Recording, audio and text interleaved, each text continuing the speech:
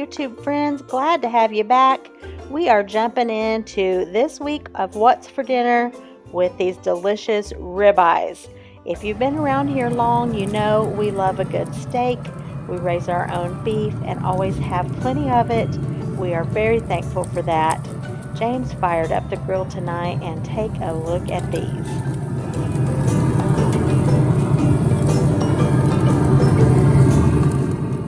99% of the time, the only thing our steaks have on them are salt and pepper. He brings them to room temperature, puts them on the grill, cooks them just right. We like a medium steak pretty much. And then he just puts some butter on these and let them sit for just a couple minutes. And they are always delicious. And nothing goes better with steak than potatoes. So I did some potatoes in the air fryer. And then I just made a quick and easy side of broccoli and cauliflower with cheese. I used this bag here. I just steamed that up per the package directions. After it came out, I put a little bit of the blend on there, and then I just went in with some of the Velveeta shreds, put those on top, popped a plate on top of that, and by the time we were ready to eat, this was cheesy and delicious. Very quick, very easy, no fuss side of broccoli and cauliflower with cheese. And here's what one of the plates looked like. They basically look the same. Steak, baked potato with butter and sour cream, broccoli, cauliflower, and cheese. James could eat steak every day, and I have to admit, it's pretty delicious. That was what we had that night. All right, and so this night for dinner, this was family night, and you've heard me talk about that before. On Wednesday evenings, we have family night. We have 3 grown sons. We have 3 daughters-in-law. We have 4 grandsons, and so everyone comes home on Wednesday night. I cook a big meal, and we just take time to reconnect from our busy week. We've been doing this since our boys were teenagers and got jobs. We set aside Wednesday night for a night that we would all be home and eat together. And so I am making sour cream chicken enchiladas. I had a couple large chicken breasts. I cooked those up and shredded them and added in some garlic, salt, and pepper here. And I'm going to start filling my tortillas with the chicken to get started on these enchiladas that are so good. I've made these before. This is a recipe that I've used before. It's just been a pretty good while. So I have my tortillas all laid out here on my counter, and then I'm just going to go in and start filling them.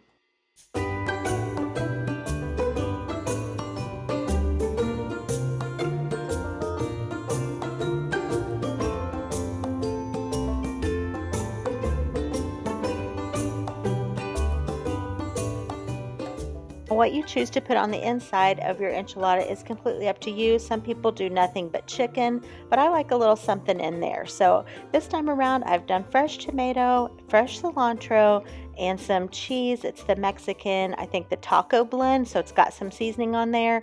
I like there to be a little something extra as far as taste and flavor inside the tortilla as well.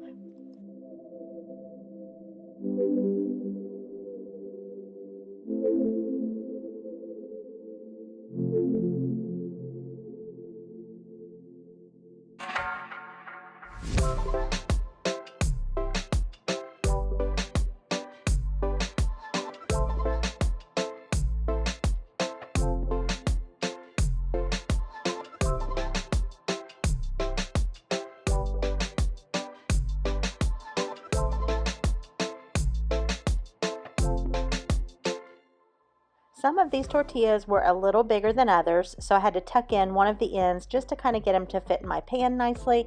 I made 2 pans of these, and now I am moving on to the sauce.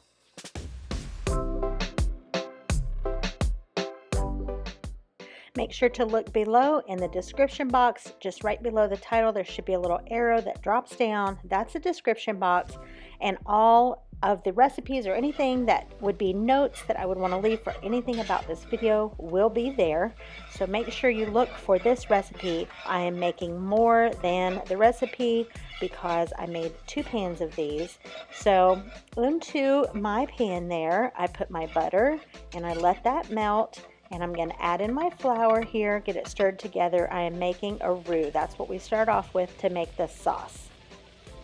And I was so sad to see when I looked at my camera that my memory card was full and I had missed filming putting in the chicken broth, the sour cream, and the chopped green chilies. So I am so sorry about that. I hated that that happened. But again, look below. The recipe is in the description box.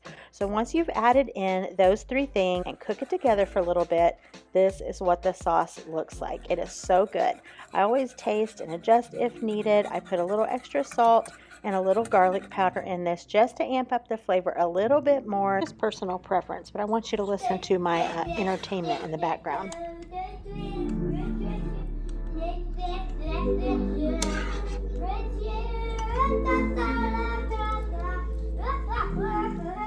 And then it was time to pour the sauce over these enchiladas. I have used a recipe before that uses cream of chicken soup. It is also really delicious, but this one I think is my favorite for this type of an enchilada. So again, I'm just splitting the sauce between the pans, making sure everything is covered really well, and I'm going to get this in the oven and bake it until everything is warmed through. I think it's about maybe a half an hour or so. Why would you do that? What? You are wound tight, boy.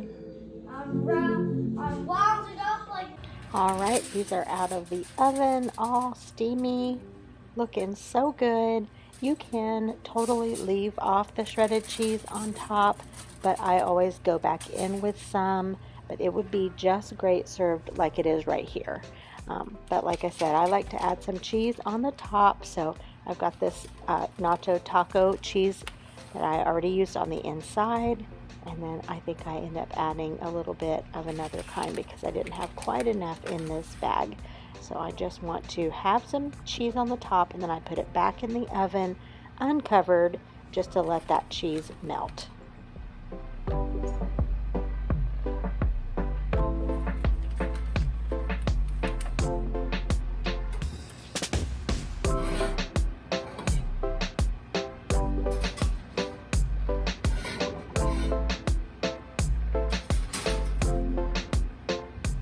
To go along with this, I thought some fresh pico would be delicious, so I chopped up some onions, red pepper. The grocery store was out of jalapenos, so I bought a serrano and just took all the seeds out, chopped that up, and then I did not have any limes, but I had plenty of lemons, so I squeezed some fresh lemon over the top, added a bunch of fresh chopped cilantro, put some garlic, salt, and pepper. This was delicious. You can't really tell from this angle, but this was a really deep bowl, and it was devoured. It was so, so good. I also decided to make some guacamole, so I just used 4 avocados, stirred us together some guacamole, and it was a great addition as well.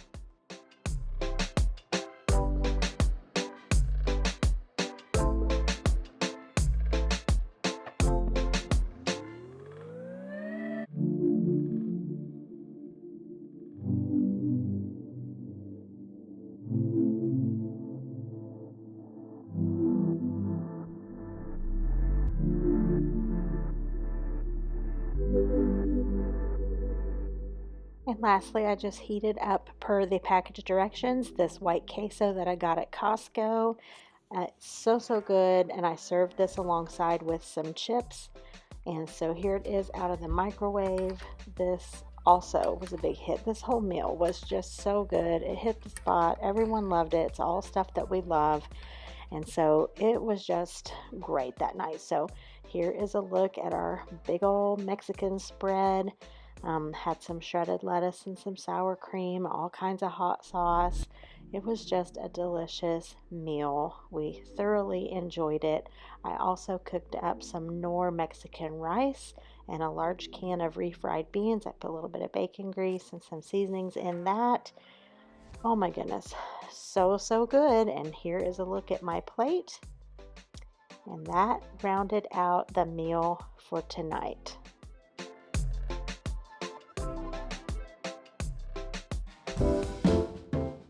Alright, and now I'm going to show you how I made these meatballs. I had 4 pounds of ground beef, and I ended up making a whole 9x13 of meatballs, and then I went ahead and used what was left and made I think about 7 or 8 hamburger patties. I just put them in this bowl with some wax paper in between and put them in the fridge for the next meal. All right, for the meatballs, I started off with some zucchini. I had some fresh zucchini that I thought I would throw in these meatballs that would make them extra moist and delicious. Plus, classic mom move, get some extra veggies in there, even though I don't have any kids at home. I have some garlic fresh. I have some onions. I have egg, salt, pepper, and I just threw this in my KitchenAid. I don't always do that, but I did today because I wanted it to go a little bit quicker. And so I just formed all of these meatballs, and like I said, what was left, I just made these hamburger patties with it and stuck those in the fridge, and we ended up having those a couple days later, which I'll show you that here in just a minute. And so one thing I like to do when I am making meatballs, before I start rolling them all out, I'll just take a little piece and kind of flatten it out. I already took a piece off of this one, that's why it looks kind of strange.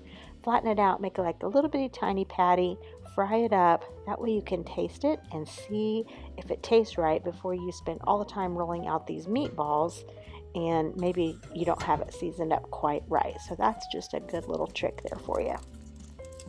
Now the recipe I am following is called sweet and sour meatballs. I've made these lots and lots of times. It's from an old church cookbook, the church that my husband used to go to, and this is actually his mom's recipe, so I will have it typed out down below. But the sauce is the sweet and sour part. You use butter, soy sauce. I didn't have any, but I happen to have a few little packets because we happen to have Chinese the day before. So to the butter and soy sauce, you're going to add in ketchup, and I thought I had a whole nother jar of ketchup, and I didn't. So I had to use this chili sauce, which is just fine in this recipe. It also calls for lemon juice and brown sugar. The original recipe calls for onions in the sauce as well, but I decided to leave those out. I was taking this to a fellowship meal, and I already had onions in my meatballs, and I didn't want to add any more to the sauce in case, someone may be onion sensitive and not want a whole bunch of onions. So once those things are all combined, you just want to let them heat together for just a little bit. It makes a really great sauce to go on the meatballs. You bake the meatballs without the sauce and drain off all the grease. I think I baked it at 350 for about an hour, and then you put the sauce on top, put them back in for about 20 minutes to get that sauce heated through, maybe 15 minutes or so, and they are really, really delicious. Now, I also took another dish to this fellowship meal, and it is called Confetti Cornbread Salad. So I'm going to show you here how I put this together. I have showed this on my channel before, and I can actually link to that below if you want to see another video where I make this. But you start off, your base of this cornbread salad, of course, is cornbread. You just crumble that.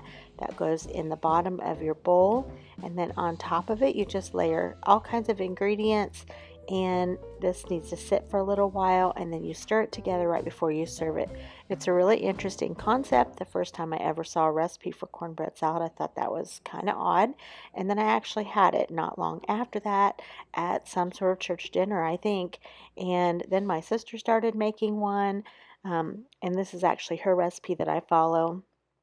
And I think Paula Deen has a recipe for this. There's probably plenty of recipes for this out there, but all right, so here is what you do next for this recipe that I follow. The cornbread's on the bottom, and then you do pinto beans drained on top. It also calls for black beans, but since this was a bigger can of pinto beans, I omitted the black beans. This was enough beans, in my opinion. So the beans go on top, and then you have a can of corn drained. That goes on top of the beans, and then you just layer on some chopped veggies. So I used orange pepper, yellow pepper, and tomatoes. That's what I layered on top of mine. And your next couple layers are shredded cheese. I think it's about 2 cups of that. And the recipe calls for a pound of bacon. I used a half a pound because that's what I had. I did in my air fryer and drained it. Of course, chopped it all up with my kitchen scissors.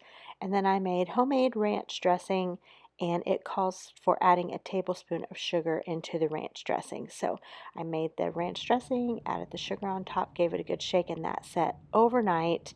And then this is actually the next morning. I am putting the ranch dressing on top, and then our final topping is just some green onions. We needed some green in there somewhere. And then you don't stir this together, like I said, until you are ready to serve it. You can use regular homemade cornbread, you can use sweet cornbread, jiffy cornbread. There's really, a variety there on your options. You could even customize this with what you wanted, inside as far as the veggies go. And here it is on the dinner table. It was very, very delicious.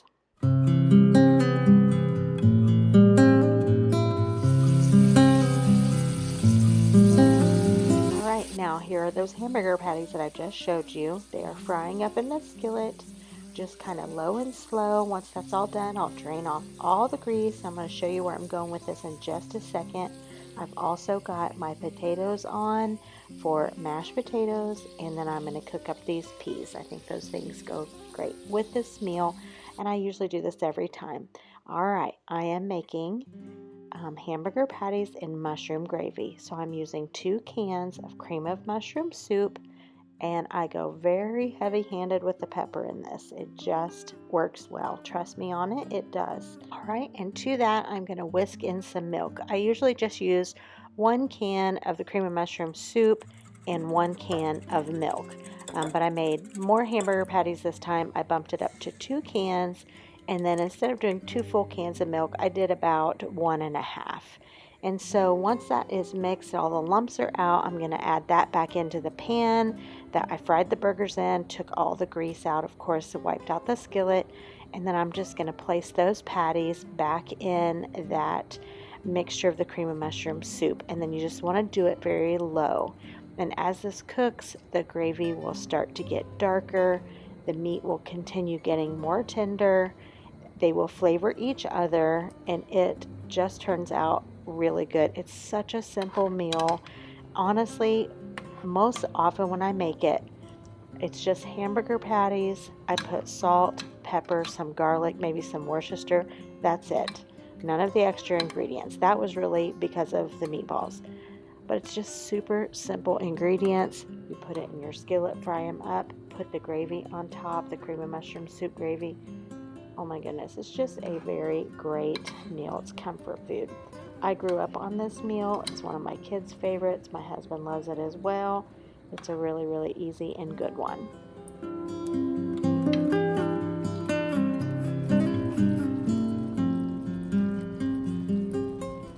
Before I show you my plate, I just want to say thank you for coming back one more time, watching the video, seeing a few things that we've had to eat around here lately. This is my husband's plate. I thought this was funny. This is how much he loves pepper. Check it out. Oh my goodness. But anyway, thank you so much for every time you come back. I appreciate you guys a ton. I hope you have a great rest of your week, and I will see you the next time.